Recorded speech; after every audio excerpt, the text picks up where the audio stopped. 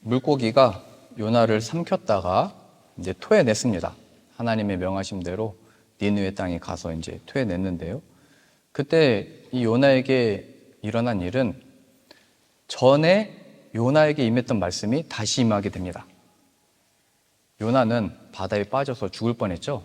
그랬다가 하나님의 은혜를 구하고 구원을 받은 다음에 무슨 일이 일어났느냐, 우리가 구원을 받으면 어떤 은혜가 임하는 거냐, 물론 구원받는 것도 하나님 은혜지만 왜 구원받은 거냐, 오늘 본문의 말씀이 잘 보여주고 있습니다.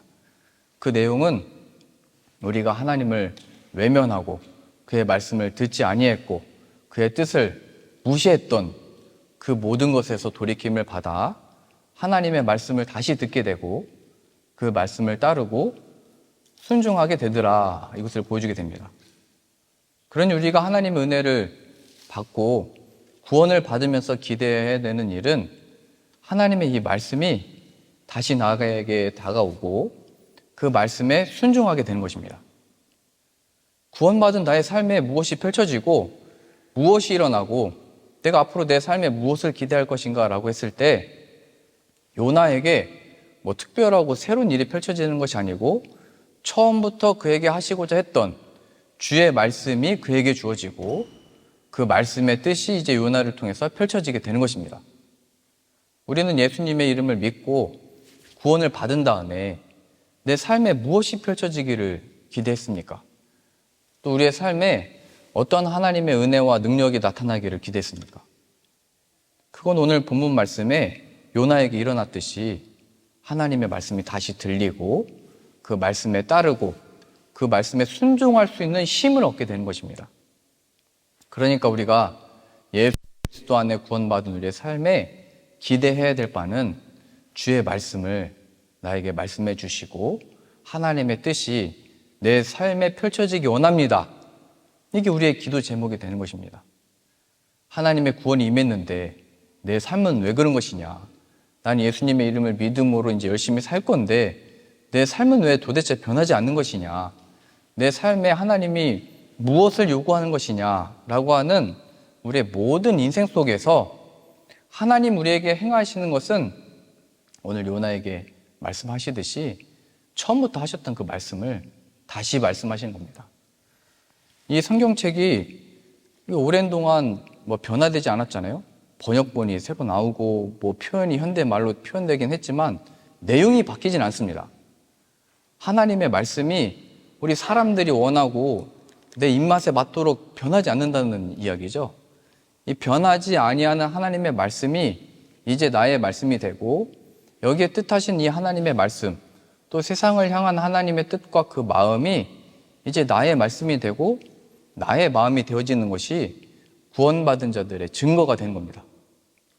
우리가 어떻게 더 새롭게 뭘 할 것인가, 우리가 어떻게 능력 있게 뭔가를 특별하게 할 것인가, 여기에 관심을 갖기보다는 정말 하나님의 이 말씀이 무엇인지, 이 하나님의 나를 향한 또 이 세상을 향한 그 뜻이 무엇인지 이 말씀으로 돌아간다는 사실입니다.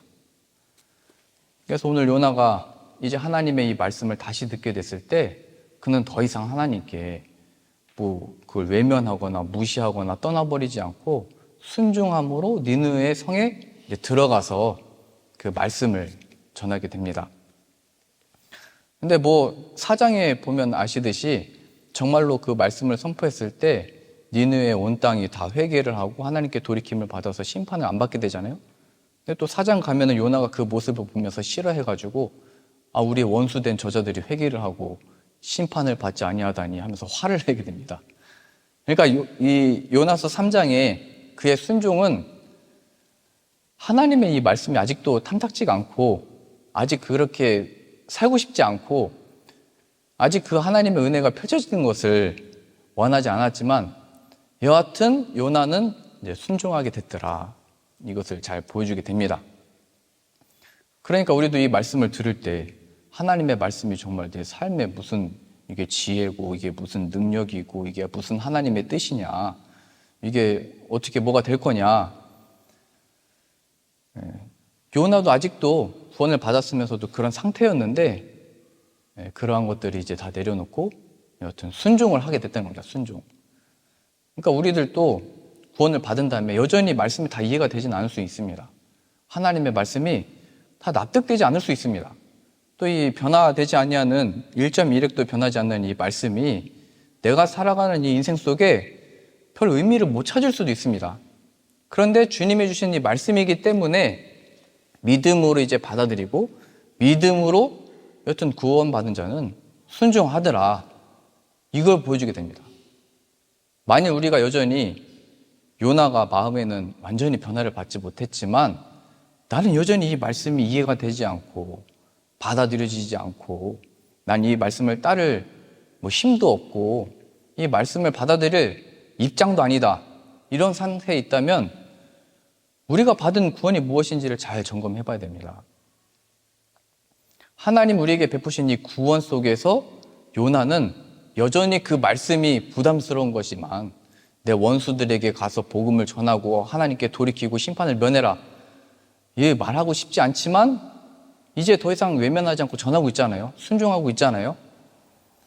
이거 한마디로 요약하면 일단 믿고 순종해라. 이걸 보여주게 됩니다. 구원받은 자는 이제 더 이상 이 하나님의 말씀을 떠나거나 외면하거나 모른다고 하지 않고 일단 먼저 순종하는 자들이 된 것이다. 이거를 보여주게 되는 겁니다.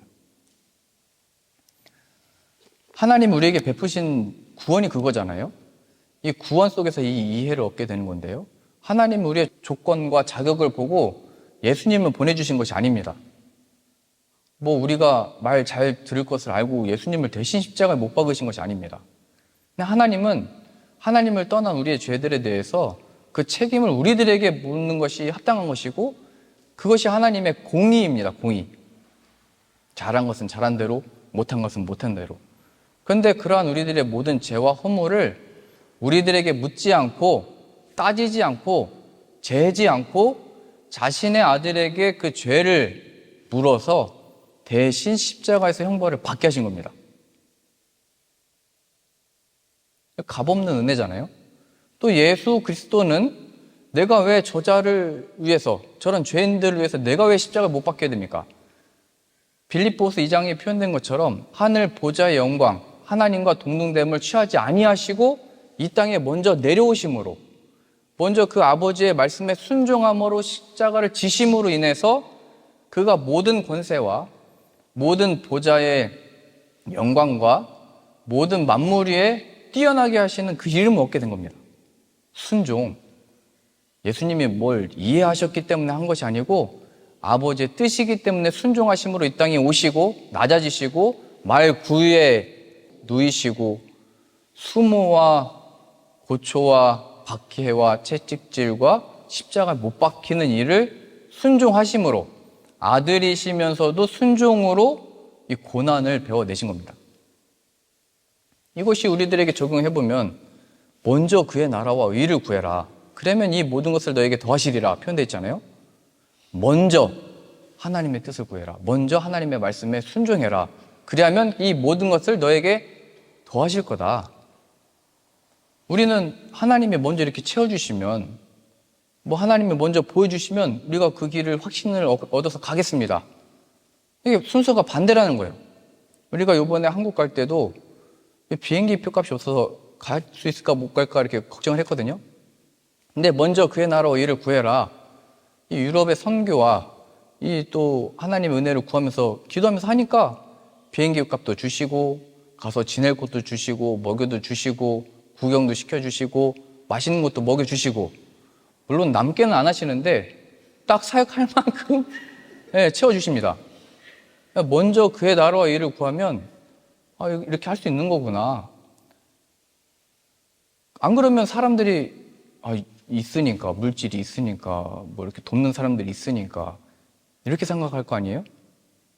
그런데 하나님은 먼저 그의 나라와 일을 구해라. 그러면 이 모든 것을 너에게 더하신다. 이거를 경험하고 있는 겁니다. 성경에 그런 표현들이 많이 있잖아요. 대접받기를 바라지 말고 먼저 대접받기 원하는 만큼 먼저 대접을 해라. 이런 표현들이 있는 이유가 먼저 순종하라는 거예요. 구원받은 자들의 모습이 하나님이 이것만 채워주시고 누군가 나한테 잘해주면 나도 잘해주겠습니다. 저 사람이 먼저 바뀌면 내가 좀 어떻게 하겠습니다. 이 상황이 좀 바뀌면 내가 하나님께 더 뭐 섬기겠습니다. 이제 구원받은 자는, 값없는 은혜를 얻은 자는 이런 태도에서 변화를 받아 먼저 그의 나라와 의를 구하고, 먼저 대접하고, 먼저 용서해주고, 먼저 손을 내밀고, 먼저 사랑해주고, 먼저 위로해주는 자가 되는 겁니다. 요나도 이제 하나님의 말씀이 탐탁지 않았으나, 여전히 부담스러운 일이었으나 먼저 그냥 순종하게 된 것입니다. 늘 이 하나님의 사역은 이 부담감이 있는 거예요. 긴장감이 있는 거예요. 그러나 오늘 요나가 순종함으로 니느웨로 들어가듯이 이제 하나님의 주신 말씀이니까, 하나님 주신 마음이니까 들어가니까 그 뜻과 작정이 일어나는 겁니다. 순종함으로 먼저 선포하고 행하는 그 자리에 하나님 역사가 펼쳐질 줄로 믿습니다. 이 본문에 변하지 않을 것 같았던, 하나님의 백성을 그렇게 괴롭혔던 니느웨 성이 12만 명이나 되는 그 도시가 다 회개하고 하나님께 돌아오고 악을 다 버리는 이 역사가 일어나게 된 것입니다. 그러니까 이게 될까 안 될까, 하나님의 주신 이 말씀이 이게 맞는 거냐 틀리냐, 내 삶에 이게 무슨 의미가 있냐 없냐, 이것을 따지고 그거 가지고 기도하던 것에서 먼저 순종할 수 있는 은혜가 있기를 바랍니다. 먼저 그의 나라와 의를 구해라.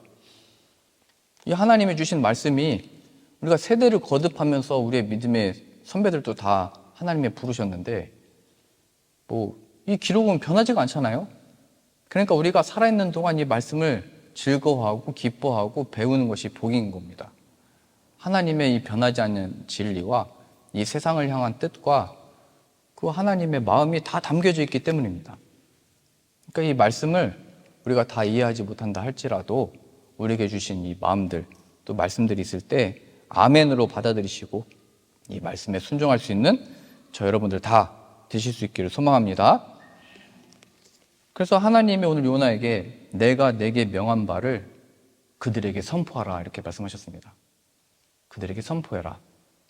그러니까 더 이상 이게 되는 일이냐 안 되는 일이냐, 내가 좋아하는 일이냐 아니냐, 내가 잘할 수 있는 일이냐 못하는 일이냐, 내가 즐거워하는 일이냐 부담스러운 일이냐를 이제 따지지 않고 그 말씀에 순종해서 나가니까 그 뜻이 펼쳐졌다는 사실입니다. 예수님도 말씀하셨잖아요. 박해하는 자를 위하여 기도해라. 아니, 내가 기도해주고 싶은 사람 기도하는 것도 힘든데 날 무슨 박해하는 자를 위해서 기도하나. 보통은 우리가 기도할 때 저 사람이 먼저 좀 바뀌게 해주시고, 저 사람이 좀 하나님을 좀 알게 해주시고, 하나님의 뜻대로 좀 변화를 받으면 이게 우리 기도 제목이잖아요. 근데 예수님의 기도는 아니다, 네가 기도해라. 우리는 아니요, 하나님이 좀 바꿔주세요. 아니, 네가 기도하라고. 예수님은 말씀하신 거예요. 너의 책임이고 네가 해야 된다. 박해하는 자를 위해 네가 기도해라.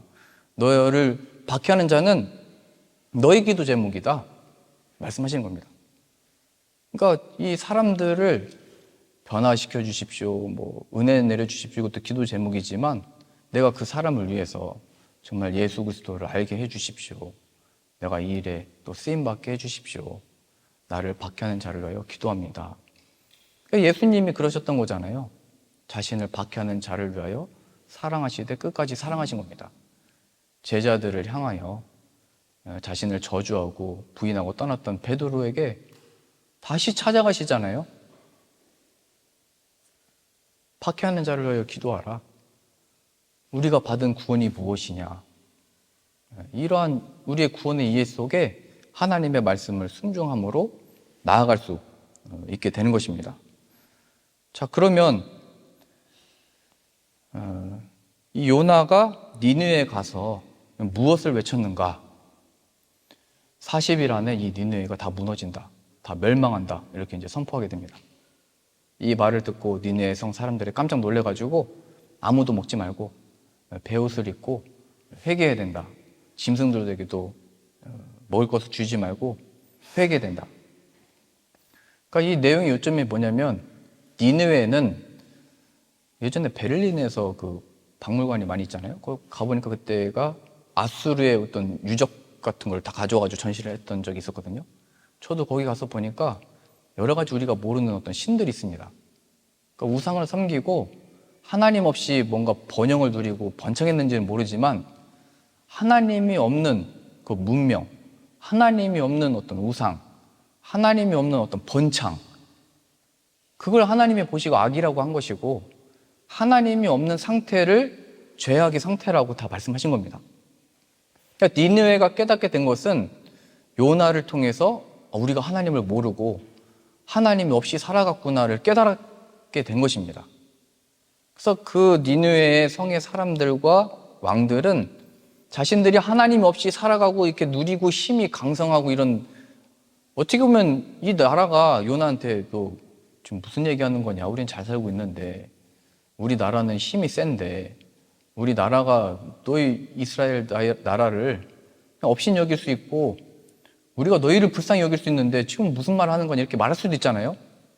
근데 이 사람들이 요나 한 사람의 그 이야기를 듣고 우리가 하나님 없이 이렇게 살아가는 것이 죄악이었구나, 하나님의 심판이 우리에게 임하겠구나, 이걸 깨닫게 되는 겁니다. 온 나라 백성들이 다 회개하게 됐다는 거예요. 그러니까 우리가 전해야 되는 것은 우리가 이렇게 하면 뭐 변화될 수 있을까 없을까가 아니고, 하나님이 없이 그 고민에 빠지고 하나님 없이 이 번영을 누리고 하나님 없이 살아가는 그 인생들에 대해서 하나님의 심판이 널 향하고 있고, 예수 그리스도 없는 너의 인생은 안전한 것이 아니고 예수님이 없기 때문에 그 고통과 혹은 이 세상에 허용된 것으로 인해서 헛된 이 평안 속에 살고 있는 것이다. 이것을 전하도록 우리를 부르셨고 보내신다는 사실입니다. 많은 선교지들에 가보면 그들의 어려움들을 도와주고 위해주고 많은 뭐 위문품을 사갖고 가가지고 뭐 이렇게 복음을 전할 수 있죠.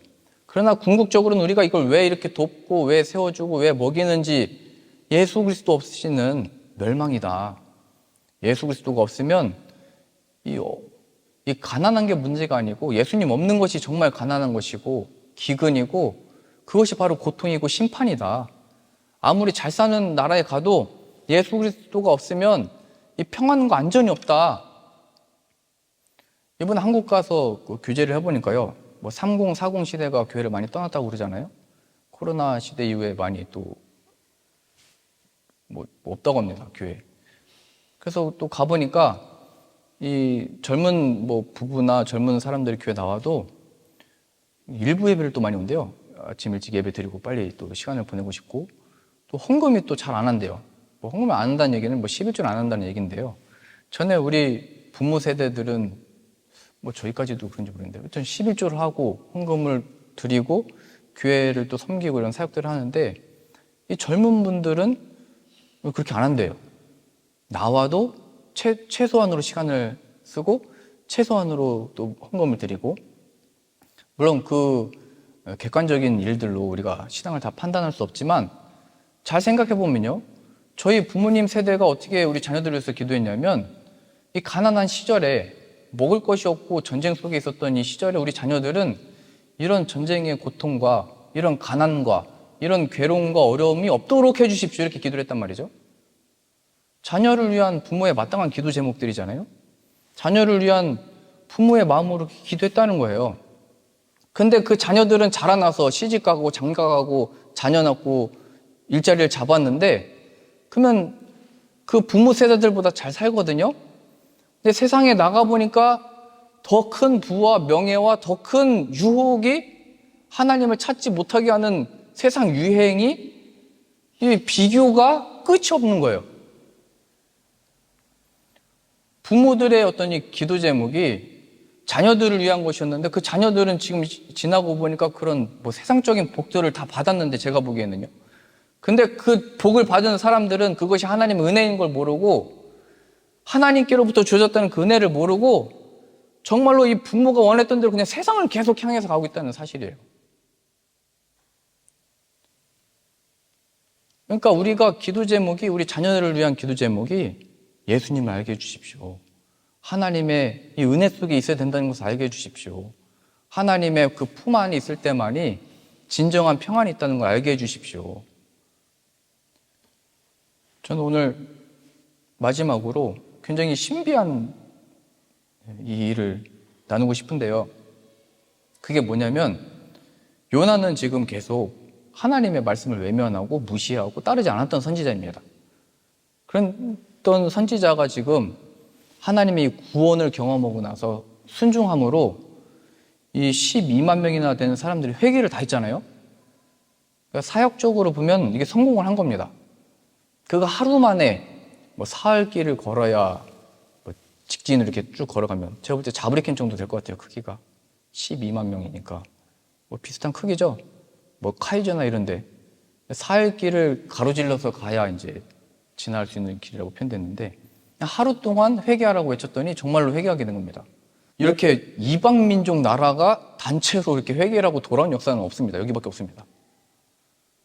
그러면은 우리 생각에는 좀 그래도 모세처럼 다윗처럼 하나님께 순종했던 사람들을 사용해서 하나님의 뭐 그 뜻을 따르고자 했던 뭐 사무엘을 이용해서 이 선교 사역을 하도록 하면 됐는데 하나님은 말 안 듣는 자를 택해서 하나님의 뜻을 이루셨다는 것이 참 놀랐습니다.